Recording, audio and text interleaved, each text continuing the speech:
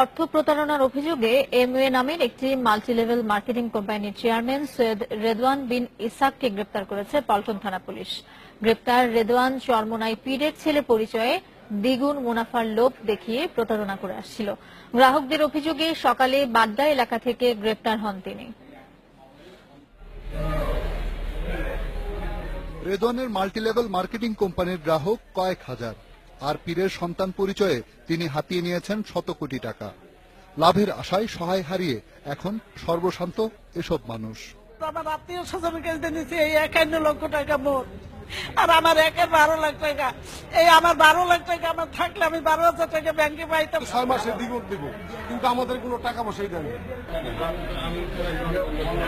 চরমোনাই পীরের সন্তান দাবি করে মানুষের ধর্মীয় অনুভূতি কাজে লাগিয়ে প্রতিষ্ঠানটির চেয়ারম্যান রেদওয়ানের শত কোটি টাকার আত্মসাতের কথা জানিয়েছে পুলিশও। যাকে আমরা গ্রেপ্তার করেছি সে হচ্ছে এমওয়ে কোম্পানির চেয়ারম্যান বলে পরিচয় দিচ্ছে, তার একটা ভিজিটিং কার্ডও আছে।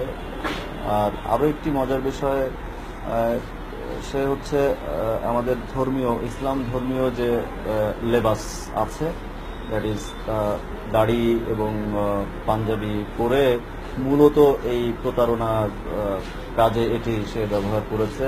রেদওয়ানের বিরুদ্ধে পল্টন থানায় 8টি প্রতারণার মামলা আছে বলেও জানিয়েছে পুলিশ। রিশাদ হুদা, ইন্ডিপেন্ডেন্ট নিউজ, ঢাকা।